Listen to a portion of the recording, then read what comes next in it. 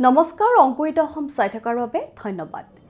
কীটনাশক প্ৰয়োগ নকৰাকৈ কেনেকৈ শাক-পাচলিত পোকৰ আক্ৰমণ ৰোধ কৰিব পাৰি প্ৰায় প্ৰতিগৰাকী কৃষকৰে চিন্তা হয়। বিভিন্ন ফসলৰ মাজত শাক-পাচলিতে বিভিন্ন ধৰণৰ পোক-পৰুৱাই আক্ৰমণ কৰে। পোকবোৰৰ ভিতৰত আছে জাপ পোক, জেচিড, মকৰা ইত্যাদি। সেয়েহে পাচলিত পোকৰ আক্ৰমণ নিয়ন্ত্ৰণ নকৰিলে সেই পাচলিবোৰ সোনকালে নষ্ট হোৱাৰ সম্ভাৱনা থাকে। সাধাৰণতে শাক-পাচলিত আক্ৰমণ নিয়ন্ত্ৰণৰ বাবে কীটনাশক ব্যৱহাৰ কৰা হয়। বিভিন্ন ফসলৰ ভিতৰত পাচলিতে সবাতোকৈ বেছি কীটনাশক ব্যৱহাৰ কৰা হয়।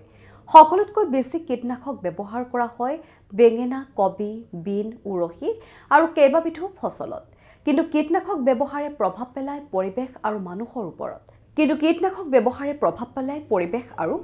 ওপৰত। সেই কীটনাশকে মানুহৰ দেহতো অনিষ্ট কৰি বিভিন্ন ৰোগত আক্ৰান্ত হয়। সেয়েহে পৰিৱেশ আৰু মানুহৰ স্বাস্থ্য ৰক্ষাৰ বাবে প্ৰাকৃতিক উপায়েৰে শাক-পাচলি উৎপাদনক অধিক গুৰুত্ব দিয়া উচিত। প্ৰকৃতিতে এই সকলো ফসলৰ পোক-পৰুৱাৰ আক্ৰমণৰ পৰা হাত সাৰিব পৰা উপায় আছে। এইবোৰে কোনো কীটনাশক নিদিলেও প্ৰাকৃতিক নিয়মেৰে পোকবোৰ ধ্বংস কৰে। ইয়াৰ বাহিৰেও আছে কিছুমান কীট বিনাশী গছ।